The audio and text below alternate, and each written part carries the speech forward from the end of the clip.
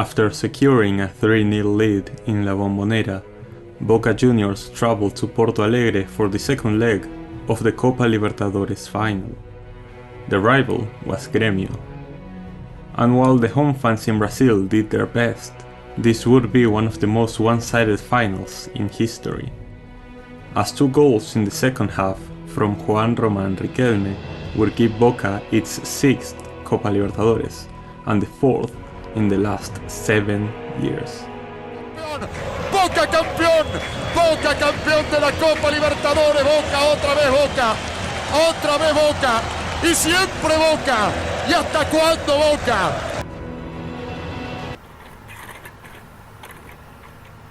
Very few could predict that it would be the last.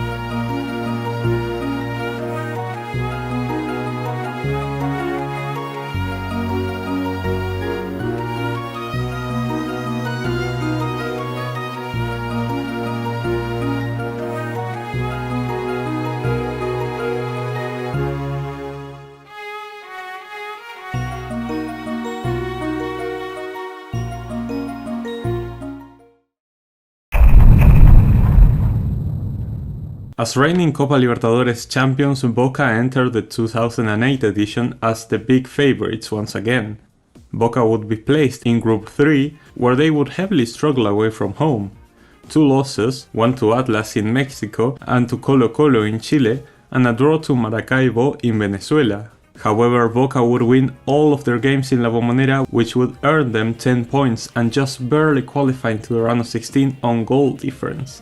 Here, Boca would be seeded against Cruzeiro. In La Bombonera, Boca would get a 2-1 lead with goals from Riquelme and Dátolo, while Fabricio got one back for the Brazilians.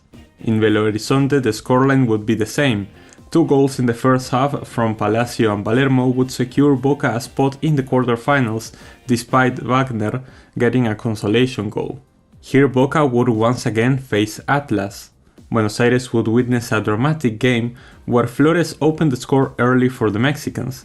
Ayala's own goal would give Boca the equalizer before Cáceres completed the comeback in the 75th minute. But with only 2 minutes to go, Jorge Torres would make the game level again, which meant Boca would travel to Guadalajara with no lead to defend.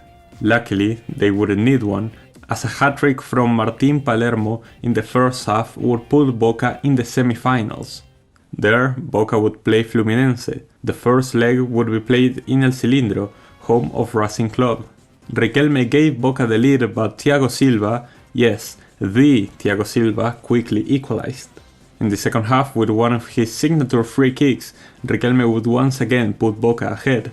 However, completely against the run of play, Thiago Neves would find a shot from outside the box, and with the compliance of goalkeeper Migliore, the tie would head to Brazil all level.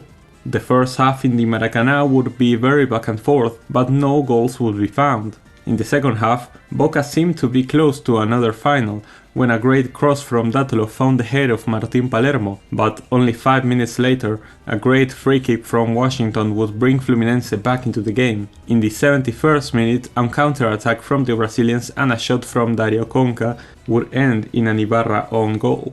Boca tried through all the means to get an equalizer that would force a penalty shootout, but in the 93rd minute, Dodó would close out the game, and Boca were denied playing in another final to defend their title. In 2009, Boca would find themselves in Group 2, and they would have it very easy there. Only a single loss to Deportivo Cuenca in Ecuador, and 5 wins would see Boca comfortably advancing in first. In the round of 16, Boca were seeded against Defensor Sporting, a team from Uruguay clearly behind the pecking order of giants like Nacional and Peñarol, and in theory an easy opponent. The first leg was played in the Estadio Centenario in Montevideo, and quickly the game would turn as expected when Palermo opened the score sheet in the 3rd minute. but before the end of the first half, Gaglianone would equalize for Defensor. Palacio in the second half would give Boca the lead again, but in the 84th minute, Rodrigo Mora would score, making the game 2-all. Still, in La Bombonera, Boca were heavy favorites to finish the job, but in a shocking turn of events, Diego de Souza would put the Uruguayan team in the lead only 27 minutes in, and despite Boca's best efforts, this single goal would see them eliminated in one of their worst performances in years. In 2009 and 2010, Boca would go through one of their darker periods.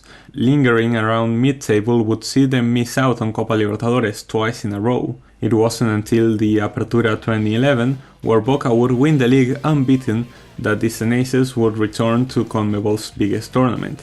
Boca were placed in Group 4 with Fluminense, Arsenal and Zamora. Boca would only lose to Fluminense at home and draw to Zamora in Venezuela, winning all other 4 games to qualify second of the group with 13 points. In the round of 16, Boca would play Chilean team Unión Española. After goals from Riquelme and Jaime, a late winner from Santiago Silva would give Boca the lead in the tie. In Chile, Boca would seal the deal in a high-scoring affair. In the quarterfinals, the rival was again Fluminense. In Buenos Aires, a single goal from Pablo Mouche would give Boca a lead to defend in Brazil. There, an early goal from Carleto would even the tie, and when the game seemed to be heading to penalties, another late winner from Silva would put Boca again in the semifinals, where Boca would play another Chilean team, Universidad de Chile. In La Bombonera, the Xeneises would secure a 2-0 win with goals from Silva and Sanchez Minio, and with a goalless draw in Santiago, Boca would make the Copa Libertadores final after 5 years. The rival will be Corinthians. First leg would be played on the 27th of June in La Bombonera. The first half was very tense, with the best chances being shots from outside the box. The second half would see Mouche miss this chance. Not a lot was happening in the game until the 72nd minute, when this corner is headed by Silva, is cleared off the line by Chicao using his hand, but the rebound is found by Facundo Roncaglia to give Boca the lead in the final. Maybe, just maybe, this could be the one, but in the 84th minute, a defensive mistake found substitute Romarinho through on goal to just chip the ball over Orion and bring the game level again. However, in the 90th minute, Clemente Rodriguez would put this cross into the box and so the champion would be decided in Sao Paulo. In the 32nd minute, Orion would need to be subbed out injured, forcing Boca to bring their substitute keeper Sosa in. The first half was uneventful, but Boca were already showing signs of disconnection in the defense. And it would show 8 minutes into the second half, when Emerson would find himself all alone in front of goal to bury the ball into the back of the net and give Corinthians the lead. But it's fine. Boca could still find a way back if they kept calm, composed and avoided making any more stupid mistakes. Olha a bola errada do time do Boca. Emerson dominou, vai pra dentro, ganhou na velocidade, olha a chance do segundo. Oh, you guys are just not serious. And so, after some more shithousing, Roldan would blow his whistle, and Emerson and Tite would give Corinthians their first ever Copa Libertadores and would leave Boca just short of La Septima.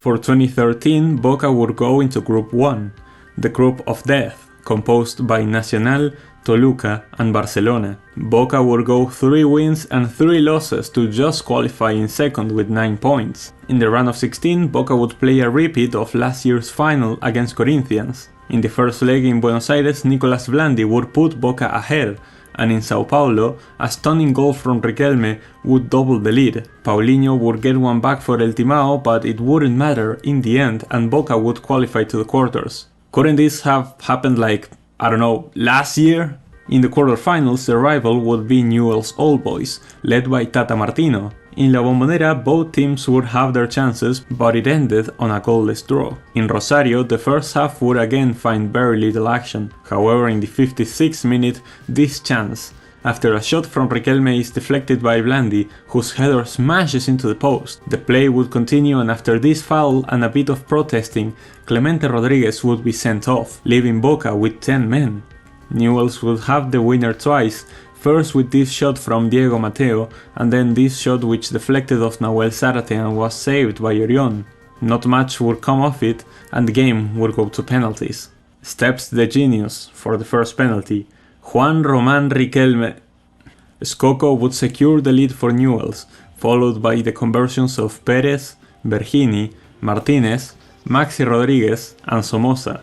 With the tie 3-3, Cáceres could give Newell's the lead, but his shot smashes against the post. Caruso could put Boca ahead for the first time in the shootout, but his shot was very wide, and so, if Urruti scores, Newell's would be through to the semis.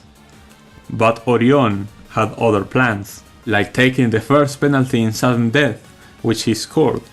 After him, Casco would make it 4-4, Rivair Rodriguez scored, same as Tonso, Herbes and Bernardi. With the score being 6-6, Nahuel Zárate would sky his penalty, and so, if Orzán scores, Newell's would be through to the semis.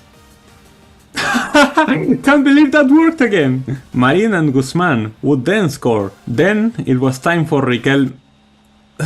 Has it really been that long? Anyway, Riquelme would score this time, same as Coco, Pérez and Bergini. With the score being 9-9, Martínez would have his penalty saved by Guzman.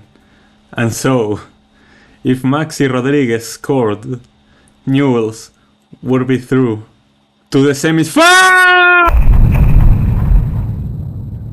After a disastrous 2013, Boca would miss out on Copa Libertadores 2014, qualifying again to the tournament in 2015 through the league table. Boca would land on Group 5, where they would go on an absolute tear, completing the second perfect group stage of the millennium after Santos had done the same in 2007, winning all 6 games against Zamora, Palestino and Montevideo Wanderers. This obviously set the expectations very, very high. As the best first-seeded team, Boca would play the worst second-seed team, that happened to be no other than arch-rivals River Plate. River, after collecting only 4 points in their first 5 matches, would beat San Jose de Oruro in the final matchday to just barely qualify. But even with this underwhelming performance, the team led by Marcelo Gallardo were no joke, and had eliminated Boca in the semifinals of Copa Sudamericana the year prior. Even then, the polarizing group stage performances led people to pick Boca as the favorites to advance.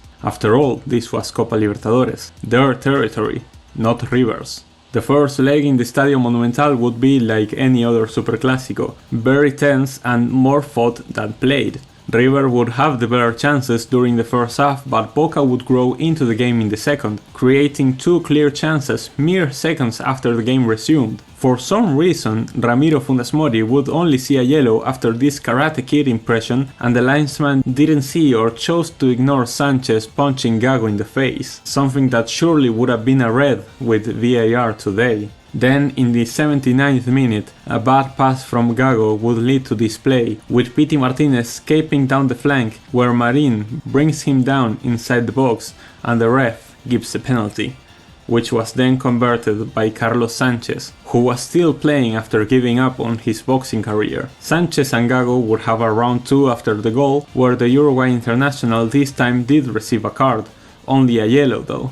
Orión would be forced into another save in the 86th minute, and Teófilo Gutiérrez would be sent off in the 88th after stamping his shoe sole on Burdizo's thigh. And like that, River would secure a 1-0 lead that Boca would have to turn around in La Bombonera.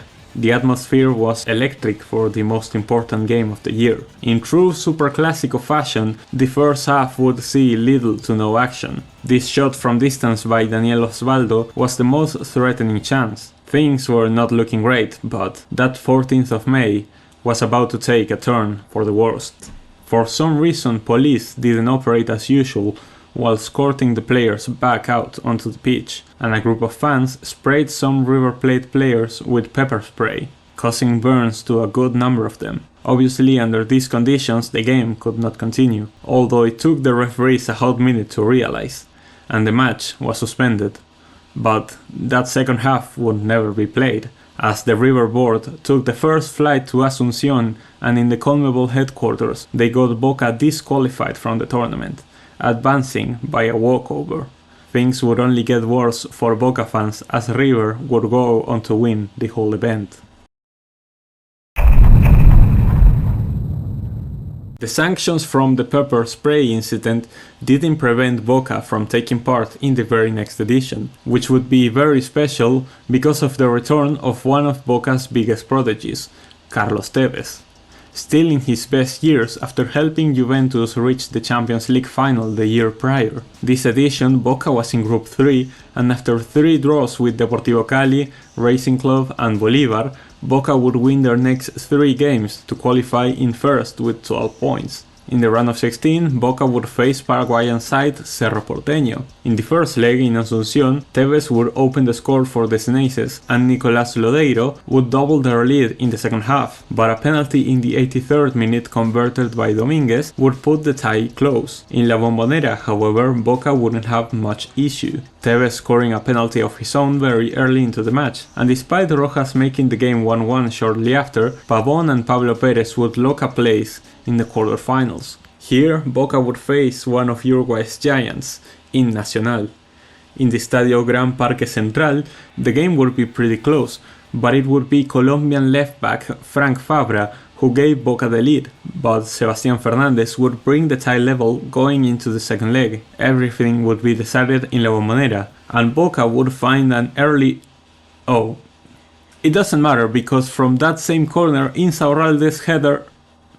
Never mind. Well, as long as Boca can keep calm and oh my god, we are not doing this again! Boca would find more clear chances through Tevez with this header, but would not be able to score. The second half was very dull, until this long pass found Cristian Pavón making a run, firing his shot and finding the back of the net, and equalizing the tie, making the whole stadium erupt into madness and oh wait, he already had a yellow.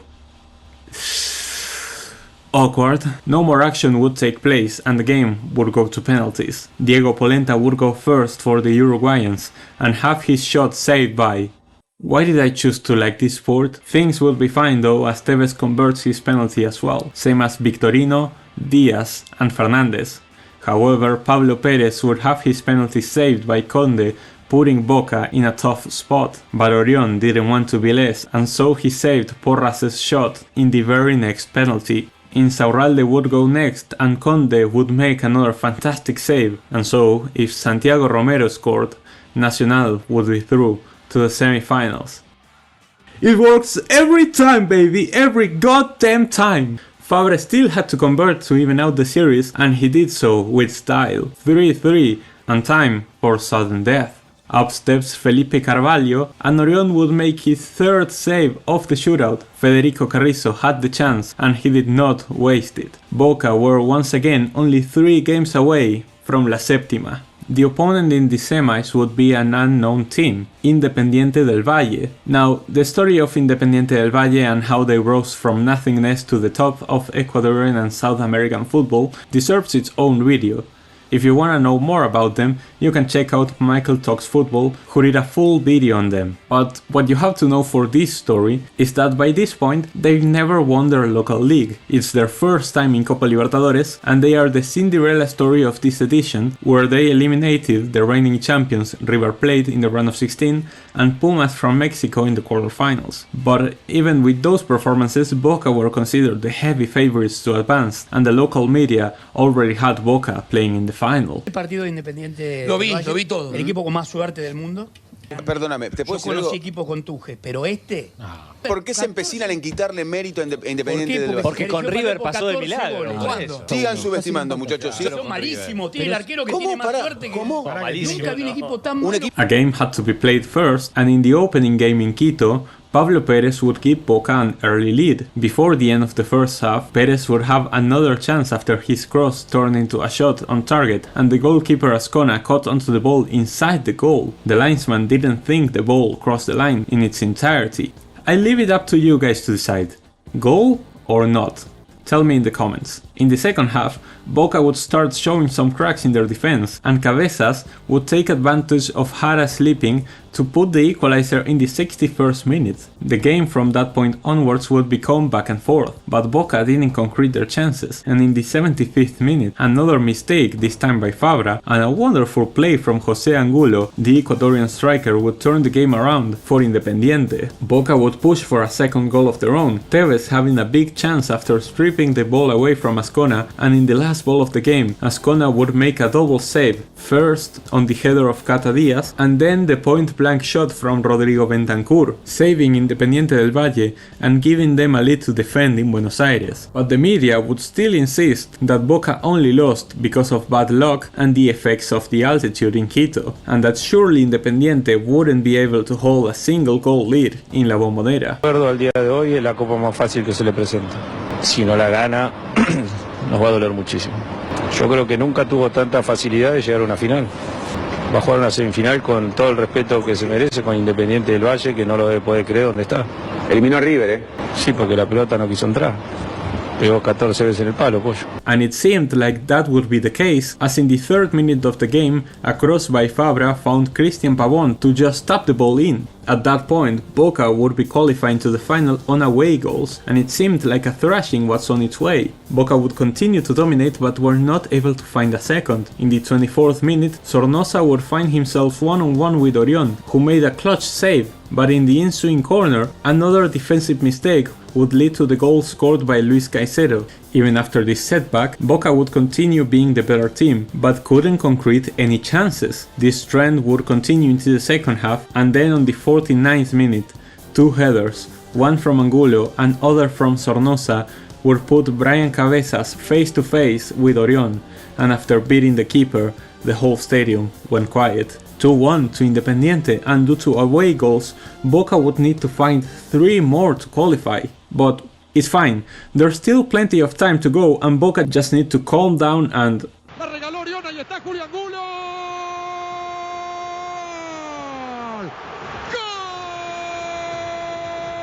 Oh, but what's this? A handball? A penalty? Maybe, just maybe, there's still enough time for a miracle. It's all up to Nicolás Ladeiro, who strikes and that was that. In the last minute of the game, Pavón would find a consolation goal, but it was too little, too late. And in one of the most shocking upsets in Copa Libertadores history, Independiente del Valle would make the final, leaving Boca behind, who once again fell short. Boca would miss out on Copa Libertadores 2017, and as of the date of this video's recording, is the last time Boca has not featured in Copa Libertadores. In 2018, the Ceneices would make a return with a promising squad. Boca were in Group H, where they would draw all their away games to Alianza Lima, Palmeiras and Junior, lose to Palmeiras at home, and then beat Junior and Alianza Lima at home to clinch qualification in second place with 9 points. In the round of 16, Boca was seeded against Libertad from Paraguay. In the first leg in Buenos Aires, Boca would score 2 unanswered in the first half, and in Asunción, despite Cardoso scoring early, Pavón and Zárate would put to bed any hopes of a comeback. Cardoso did score another with a penalty, but in the second half Tevez and Cardona would seal out a convincing 6-2 win on aggregate. In the quarterfinals awaited Brazilian juggernauts Cruzeiro. In La Bombonera, Boca would again win 2-0, goals from Mauro Zárate in the first half and Pablo Pérez in the second. In Brazil, the game would be a struggle for Boca. Back and forth during the first minutes, both Fabio and Rossi having to make big saves. But Cruzeiro slowly took control, and before the end of the first half, and after a bad clearance from Rossi, Hernán Barcos would find the opener, but the goal would be ruled out for a reckless action on Rossi. The second half was all Cruzeiro. The ref in this instance somehow saw a foul on Rossi and gave the day a yellow card, and in the 9th minute Cruzeiro are awarded a penalty, but the linesman rules the play out for offside, which we never really get to see. But finally, in the 12th minute, substitute Sasa would find the ball inside the box to open the score for Cruzeiro.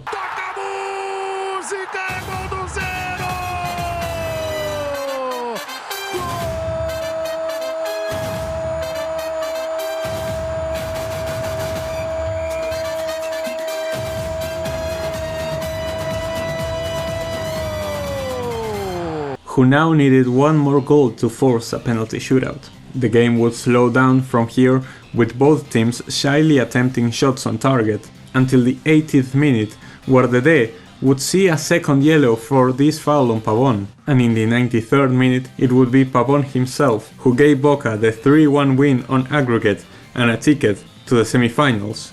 Toca a música, é gol do Boca! Pavón! Gol! Low-key, we robbed Cruzeiro in that game. Nevertheless, Boca would once again have to play Palmeiras, an opponent that gave them much trouble in the group stage. Again, the first leg would be in La Bombonera. Very early into the game, the referee considered this foul by William not to be worthy of any sort of card.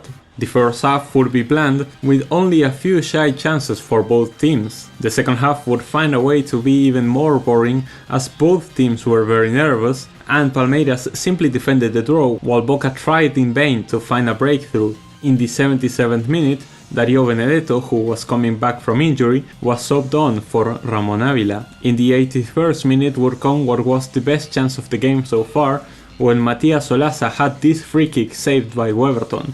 And in the 83rd minute, from this corner, the head of Darío Benedetto would find the goal Boca so desperately needed to not leave their home ground with empty hands. And it seemed already to be a perfect return for the striker, but in the 88th minute, Benedetto, with some nice footwork and an even better shot, doubled Boca's lead, and for the third time in a row, Boca would leave La Bombonera with a 2-0 lead.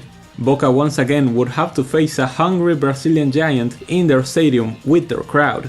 And they would get a scare early on when Bruno Henrique scored in the 9th minute, but VAR would rule it out for offside during the build-up of the play. In the 13th minute, Ávila would be very close to scoring, but the ball just barely didn't cross the line. Pavón would miss this chance, although he was offside.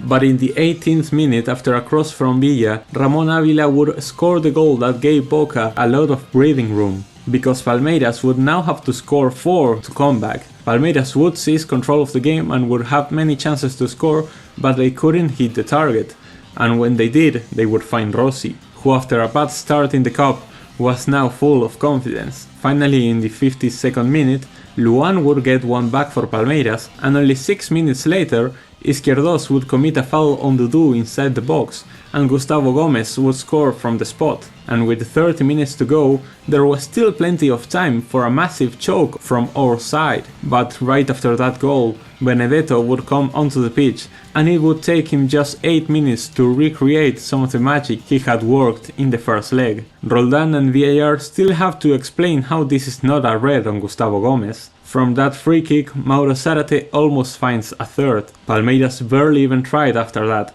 and after a long struggle, Boca was once again in the Copa Libertadores final. And it wouldn't be any final, cause the team to beat would mean no other than River Plate. Never in the history of this sport have we seen anything like this. Real Madrid versus Barcelona in a Champions League final would be the only game that would come close to be their rivals. No, enemies, playing for the most important trophy of them all. It was the most important game of all time for both institutions. Carnage was guaranteed. The stage was set. Estadio La Bombonera, Saturday, October the 10th, 2018. And then it rained. A lot. And so on Sunday, October the 11th, Boca and River would face off in the first leg of the Copa Libertadores final. Pity Martinez would have the first clear chance, but Rossi clears it away. In the 15th minute, Borré had this header, but Rossi made another fantastic save. Surprisingly, it took almost 23 minutes for the first scrap of the game. In the 26th, bad news for Boca, as Cristian Pavón would leave the pitch injured. Super sub Benedetto would replace him, but in the 33rd minute, Olaza picks up the ball, passes it over to Ávila, who fires a shot. It's saved by Armani, but Ávila takes the rebound and scores the opener, turning La Bombonera into an absolute madhouse. Is this really happening? Are we doing it? Someone pinch me! Maybe, just maybe, Boca could finally be in their way to winning La Septima, and against River of all teams. This would mean everything. Nothing can stop. Oh, you guys are just not serious, are you? After Prato's quick equalizer, Boca would look stunned. A cross from Montiel would be struck by Martinez with a volley, but Rossi once again blocks it. After a foul was not given to Villa, River would find a counter-attack where Borré missed this huge chance, although he seemed to be slightly offside. Before the end of the first half, Boca had a free kick. Villa delivers and finds the head of Darío Benedetto, who heads it back over Armani to give Boca the lead once again. Maybe we won't concede after the game resumes this time. In the second half, River would have the initiative again, and in the 60th minute, a set piece was deflected by Izquierdos, who scores an own goal to make it 2-2. We just can't have competent defenders, can we? Later on, Borré received a yellow card that would see him suspended for the second leg, but he didn't receive a second yellow for his heavy protesting after the fact. Not much else would happen until the 90th minute, where Carlos Tevez would slide in a great pass for Benedetto to... And just like that, the game would end 2-all, and everything would be decided on November 24th in the Estadio Monumental. Or at least, that was the plan. Cause on their way to the stadium, the bus carrying the Boca players and staff was attacked by River fans who threw rocks, bottles and other objects. The police intervened by throwing tear gas at the crowd, but one of the cans entered the bus and further affected the players. The bus driver was knocked unconscious, but luckily the Boca vice president at the time, Roico Ferrari, took control of the wheel and avoided a major incident. With some players vomiting from the tear gas and others with cuts and bruises from the impact of projectiles, it was clear the match couldn't be played, but it took CONMEBOL a hot minute to decide that.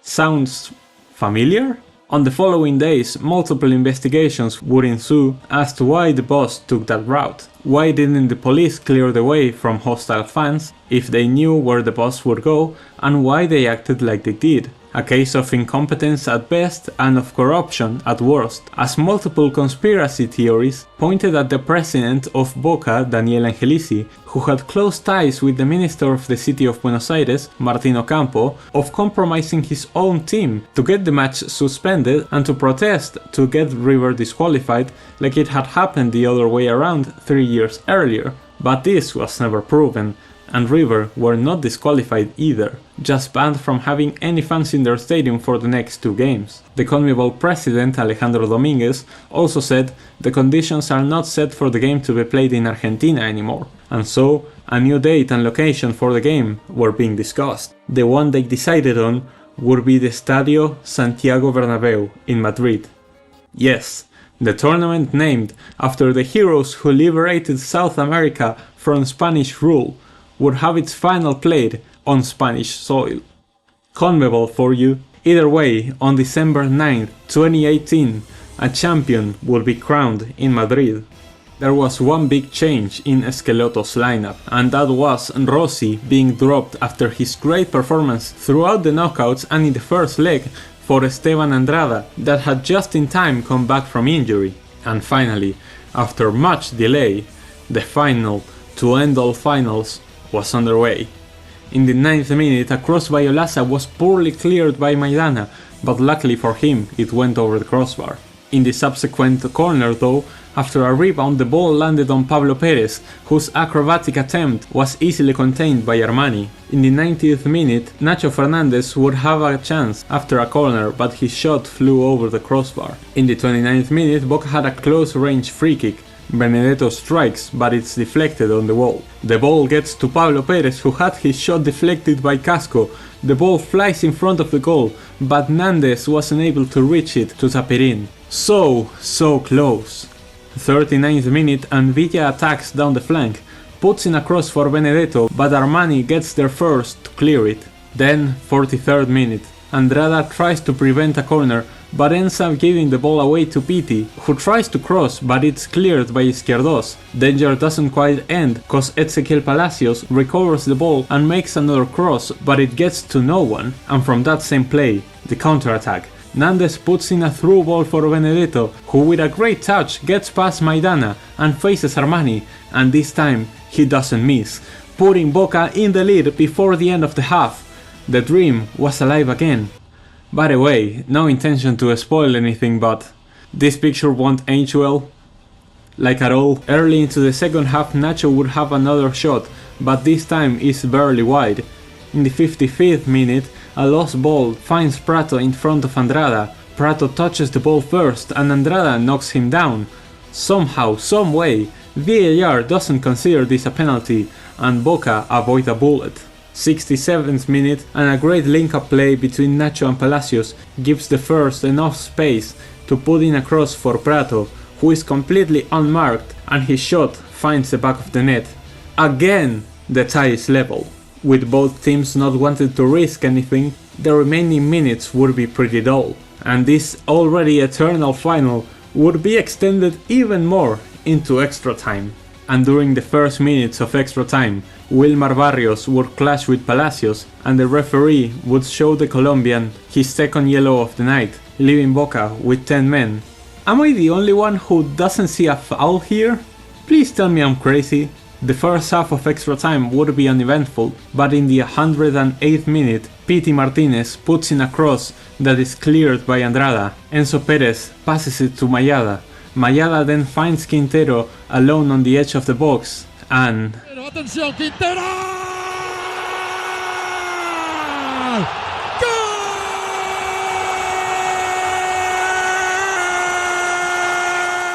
Like a dagger through the heart of every Boca fan, the ball smashes its way in, and the dream was quickly turning into a nightmare. With Boca all out in the attack, River found plenty of space to potentially extend their lead. In the 115th minute, Gago would make an attempt, but it was too easy for Armani. Then, 119th minute, Nández puts a cross into the box, is headed upwards by Tevez, Jara attempts a volley and... it just wasn't meant to be, I guess. In the subsequent corner, Andrada would go up to the box in a last-ditch effort, but Pavon's cross was cleared by Armani, and then... Viene Martínez para el gol, y va el tercero, y va el tercero, y va el tercero, y gol de River, gol de River.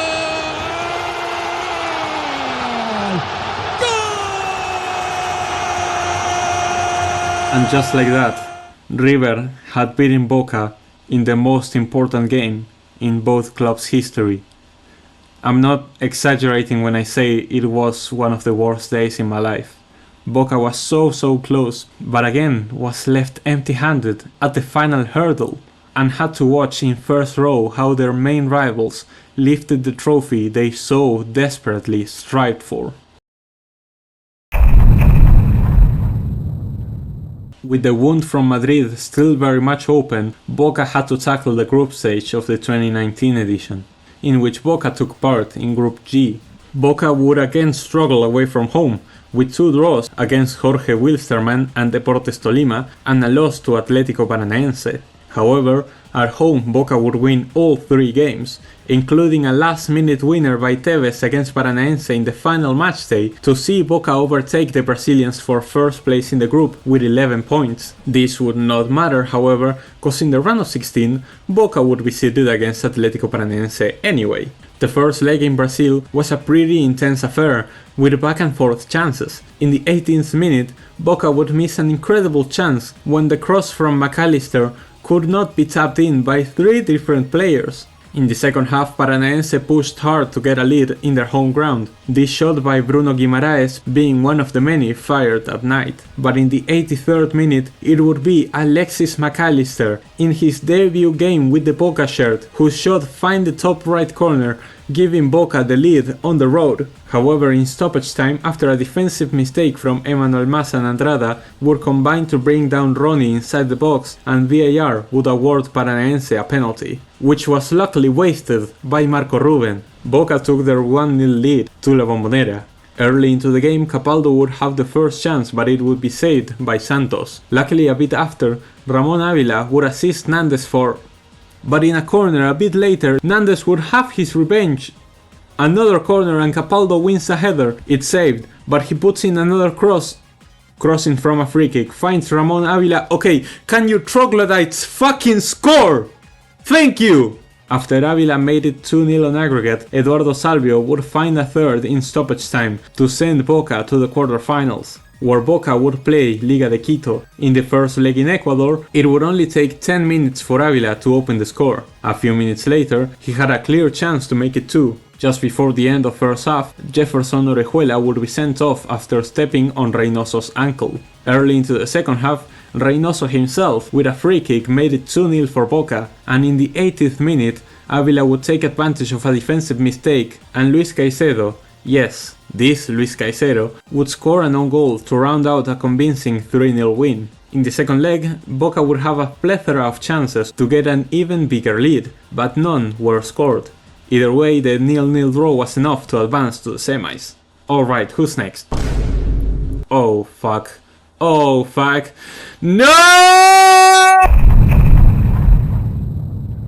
2020, as we all know, was a pretty interesting year, not only for football but to the entire world. Boca were in Group H, where after drawing with Caracas in Venezuela and beating Independiente Medellin at home, the world would go into lockdown, and we wouldn't have Copa Libertadores until September, where Boca got a draw against Libertad in La Bombonera and won the remaining 3 games to top the group on 14 points. In the round of 16, Boca would be drawn up against Internacional. In Brazil, the game was back and forth. Inter would get some very big chances, but in the 63rd minute it was Carlos Tevez who scored and celebrated with a tribute to Diego Maradona, who had passed away the past week. Inter had a free kick hit the post at the end of the game, but no equalizer was found, and so Boca now had to defend the lead in La Bombonera.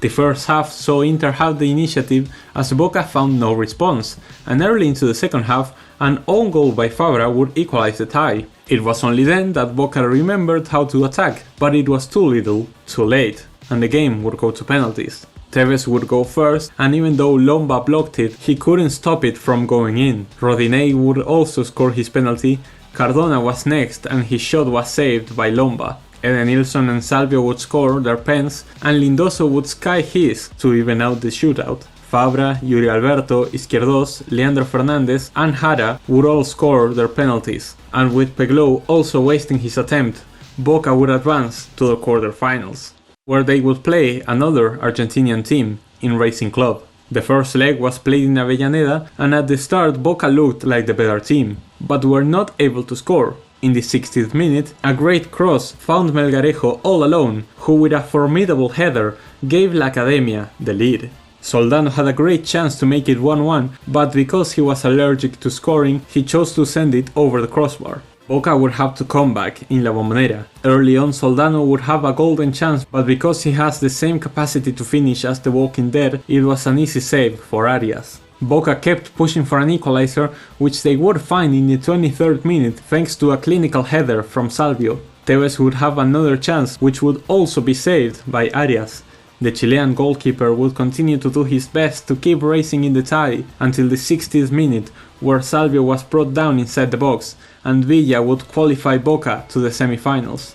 There, the Xeneize would play against Santos. The first leg was a snooze fest in La Bombonera, with a few chances for both teams sprinkled in and a potential penalty for Santos that was not given. So everything would be decided in Brazil. In the first seconds of the game, Santos would make their intentions very clear when Marinho hit the post. Boca did not seem to get the message, however, as in the 15th minute, in a display of Jogo Bonito, Soteldo fired a shot that hit Lopes' arm, and while everyone protested for a penalty, Pituca was quicker and simply tapped the ball in to make it 1-0. Santos did not slow down one bit even after taking the lead, and early in the second half, Jefferson Soteldo would make it 2 with a fantastic goal. Only a miracle could save Boca now. 3 minutes later, however, a cross by Marinho found Lucas Braga, who made it 3-0 for Santos. At that moment, Fabra decided he's had enough and just wanted to take a shower and go back home, and so he decided to leave Marinho without his offspring and be sent off. And just like that,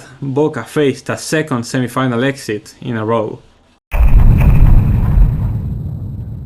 For the 2021 edition, Boca were seated in Group C with the strongest, Barcelona from Ecuador, and a rematch from last year with Santos. Boca would get 3 massive points in La Paz and also beat Santos 2-0 at home, but this electric start was followed by losses to Barcelona in Guayaquil and Santos on their reverse fixture. After drawing with Barcelona and beating the strongest at home, Boca had enough to qualify in second place with 10 points. In the round of 16, Boca would be paired up against the best team in the group stage, Atlético Mineiro.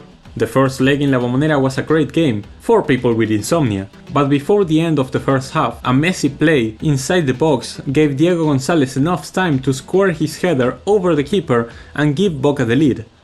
Wait, what? No way the ref considered this a foul, man! A few incredibly missed chances later and the scoreline wouldn't move, so you know what time it is by this point. In the Estadio Mineirao, Boca and Mineiro would again attack each other with haram football, and it would take 62 minutes for a cross-in by Villa and a mistake from Everson to leave Weigand to score for Boca. No, you can't. You have to be fucking kidding me, man. And so after 2 bullshit goals disallowed and the worst 180 minutes of football I've ever been forced to sit through, the game would go to penalties. Hulk is up first and his attempt is denied by the post. Marcos Rojo would score his pen, same as Nacho Fernandez. Villa's penalty, however, was down the middle and easily saved by Everson. Junior Alonso would make it 2-1 for Mineiro, and Everson would make a fantastic save, denying Rolón the equalizer. Gioran would give Boca a lifeline by slipping and sending his penalty to the Atlantic Ocean. Izquierdos, however, would not take the chance and would also sky his penalty, and with Everson converting, Mineiro were through, and Boca went down in the round of 16 for the first time in 6 years.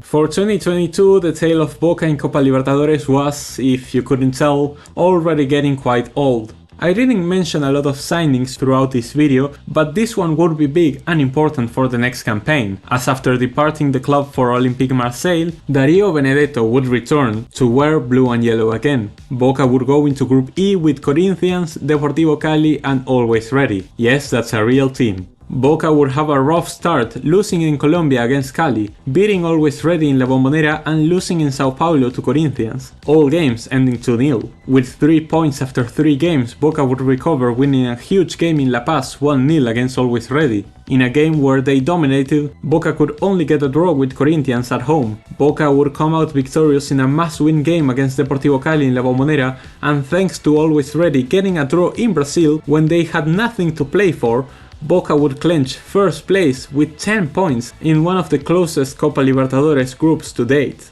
This wouldn't matter in the end, cause in the round of 16, Boca would be drawn against Corinthians anyway. First leg would be played in Brazil. 14 minutes in, a cross by Ceballos found Benedetto, but his header went down the middle. Immediately after, Giuliano would find himself alone in front of goal, but Marcos Rojo made a clutch clearance. El Timao would keep pushing, and in the 39th minute, Rojo would elbow Mantuan inside the box, giving Corinthians a penalty.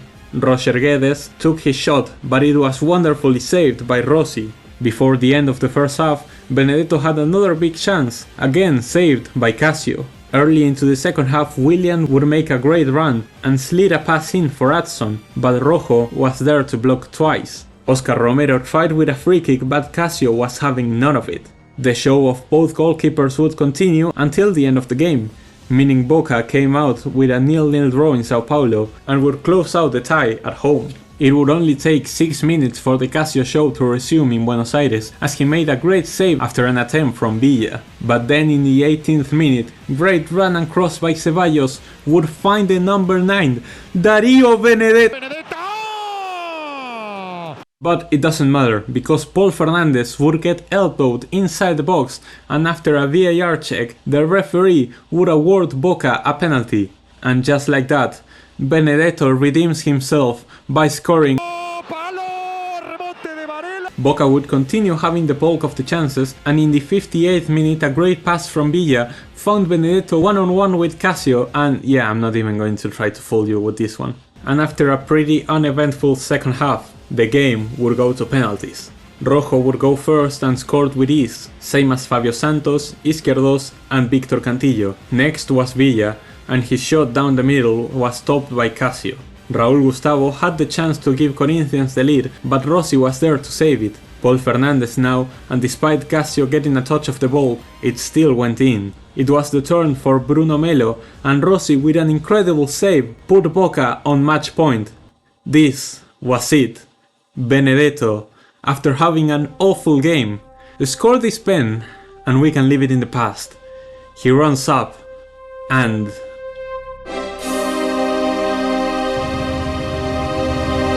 Roger Guedes still had to score though, and after having his penalty saved in the first leg, this time he wouldn't miss. Time for sudden death. Oscar Romero, Ronnie, Varela and Piton would all score. With the series 5-5, it was turned for Juan Ramirez, and his attempt was saved by Casio, and so if Gil scored this penalty, Corinthians would be through to the quarterfinals. And that would have been a perfect ending for this video, but we still got the current edition of the Copa Libertadores. For 2023, Boca would make some interesting signings like former national team goalkeeper Sergio Romero after the departure of Rossi and striker Miguel Merentiel from Palmeiras, but probably the most important inclusions would come from the youth academy like Nicolás Valentini, Eki Fernandez and Valentín Barco. In the group stage, Boca wouldn't have the best start after drawing 0-0 with Monagas in Venezuela. In La Bombonera, the Ceneice would concede in the second half against Deportivo Pereira, a team from Colombia participating in their first Copa Libertadores. Boca were on a streak of bad results at the time, which ignited the fans into chanting against the players.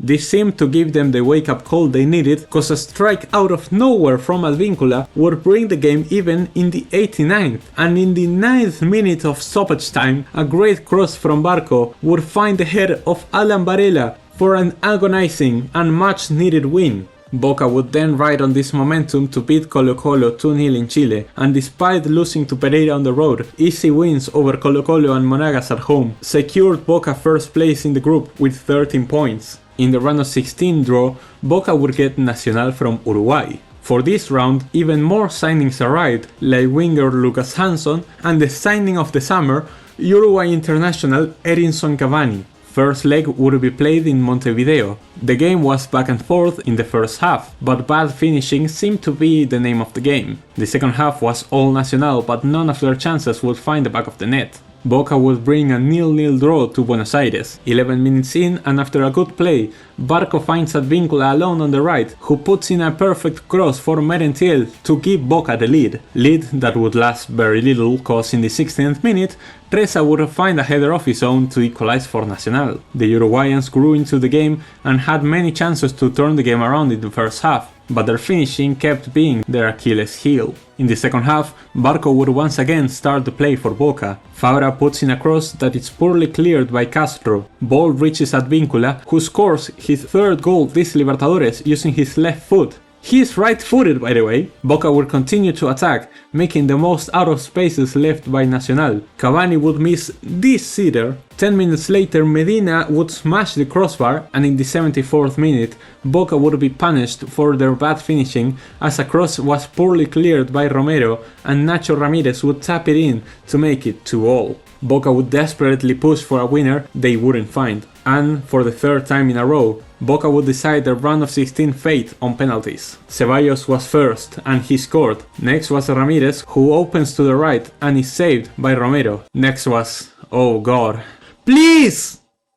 Thank you! Polenta would get one back for Nacional, but Valentini made it 3-1 for Boca. Next was Boca Negra, but Romero knows a thing or two about penalties. Paul Fernandez had the chance to win it for Boca and...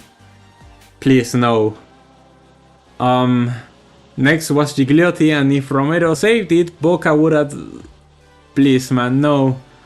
But fear not, cause wonder kid Valentín Barco and his red hair would secure Boca a place in the quarterfinals after 2 years of absence. In this instance, Boca would face an Argentinian team. Just like in 2020, it was Racing Club. First leg in La Bombonera, and in the 3rd minute a cross from Barco is headed by Cavani, who scored, but referee Wilton Sampaio disallowed it because it was a ball boy who placed the ball in the corner. Cavani would seek revenge in the 9th minute, but his header was denied by Arias. In the 21st minute, Marcos Rojo would be spared of a red card after this elbow on Maxi Romero. Boca would have many chances to open the score, but none would come in the first half. Early into the second half, and Barco is subbed out injured, which really hurt Boca's offensive output. Even after that, the second half would also belong to Boca, who created chance after chance after chance, but none would find the back of the net, and so everything would be decided on the second leg in Avellaneda. Very early into the game,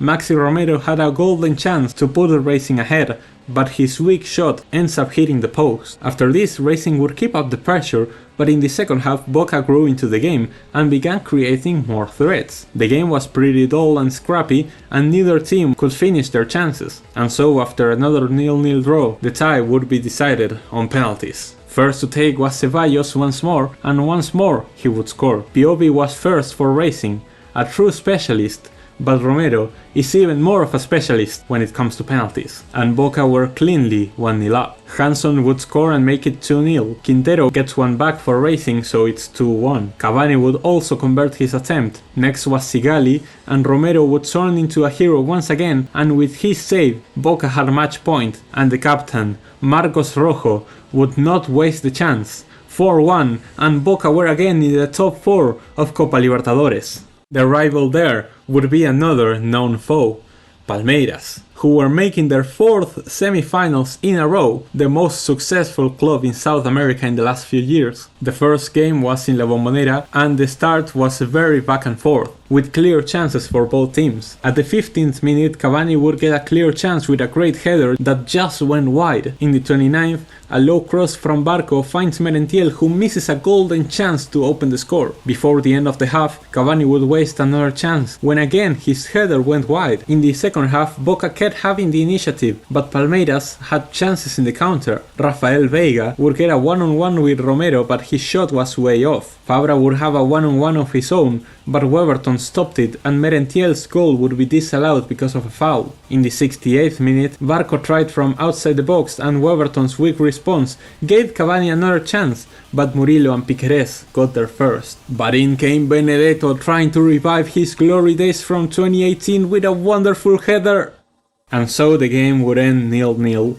And Boca would have to make a difference in Sao Paulo. The second leg, Palmeiras would take the initiative attempting long-range shots, but 22 minutes in, Merentiel would get the ball on the left side, outrun Gustavo Gomez and put in a perfect cross for Cavani to tap it in and give Boca the lead at the Allianz Park. Against all odds, Boca had finally scored a goal and were so close to another final. Palmeiras would try to get a goal of their own, but Ronnie kept missing chances. Second half would see Barco recover the ball and hit in transition, giving a great pass to Merentiel, who would waste the chance. Marcos Rojo got a yellow for this reckless action. In the 52nd minute, however, Rojo made a clutch intervention to deny Gustavo Gomez. Almiron would make the worst substitution in recorded history by taking out Merentiel to sub in Boca's worst defender in Bruno Valdez. Hendrik would take advantage of him to put in a through ball for Mikey, whose shot was saved by Romero. The rebound would land on Ser Rafael, who was also stopped by Romero. In the 66th minute, Romero would earn a second yellow after this unnecessary foul, leaving Boca down to 10 men at the worst possible time. In the 71st minute, another great save by Romero, this time stopping Ronnie's header. However, a minute later he could do nothing to stop Piquerez's shot, which landed on the bottom left corner and equalized the game and the tie for Palmeiras with 18 minutes to go. In the 91st minute, Guilherme would put in a cross for Ronnie, whose bicycle kick was saved by Romero, and Hendrik's back heel was also saved by the man of the match. Cavani would get a chance on the counter, but he slipped and Weberton easily contained it. And so the game would end, and once again Boca would gamble it all on penalties. Cavani would go first, and his penalty would be saved by Weberton. Rafael Veiga was next, but Romero would make a wild save to keep the series 0-0. Valdez was next, and to everyone's surprise, he would score. Gustavo Gomez's turn, but Romero kept showing that he was built for big occasions. Valentini wouldn't waste his chance to put Boca 2-0 up in the series. Kevin Macedo would quickly make it 2-1. As the third center back in a row to take a penalty, Figal also wouldn't miss. Piquerez made it 3-2, and that meant that if Paul Fernandez scored, Boca would be through to the final.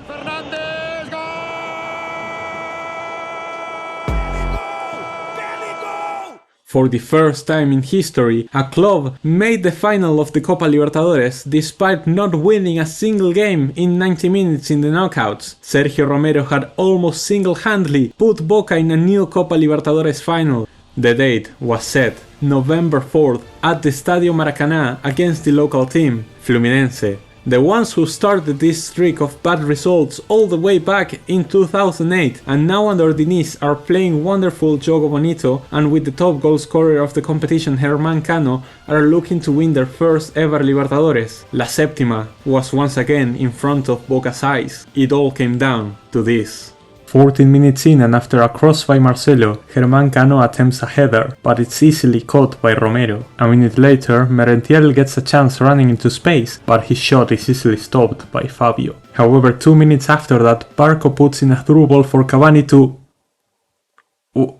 What? At 27 minutes, Nicolás Valentini could have been sent off for this header on Ganso, but Roldan decides it's not enough for a red. 35 minutes, Keno finds the ball on the right side, links up with Arias who had shifted to the right, and Keno slides it back for Cano, who unmarks himself and slots the ball into the net. 1-0 Fluminense, and the situation looked dire. In the second half, Boca would get more of the ball. In the 55th minute, Advíncula would have a shot with his left foot, but only found the side netting. In the 71st, however, he would try again, and this time he would score another banger, once again appearing when he was most needed. 1-1, and a tense ending awaited. Eki Fernandez recovers the ball in transition, which arrives at the feet of Merentiel, who fires it from distance, but it goes out. So close to winning it right there. In the 93rd minute, Lima would assist Barbosa, who escaped on the left. All alone in front of Romero, he crosses his shot, and it goes just wide. Fluminense now had the chance to win it, but the game stayed level, and so we headed into extra time. And in the 8th minute of said extra time, Ganso would put in a ball for Keno, who headed it back, and...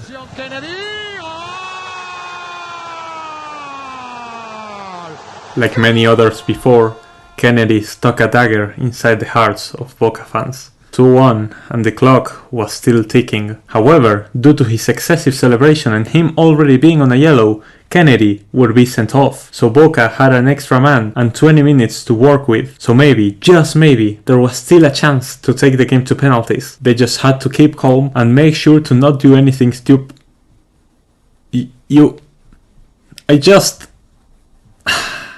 Either way, Boca would push and push for an equalizer in the second half of extra time. That also left a lot of space for Fluminense to expose. After a bad pass from Sarachi, Guga had the chance to kill the game, but his shot found the post and then the hands of Romero. Boca would try in every way they could, but it was over. Boca had once again swam all the way to the shore, just to drown. In heartbreaking fashion, La Septima had evaded us once again. As of the recording of this video, Boca's spot in the next Copa Libertadores is not certain, but whatever the case is, us Boca fans will be there through the good and bad times, and we will never give up on our biggest dream. Thanks for watching.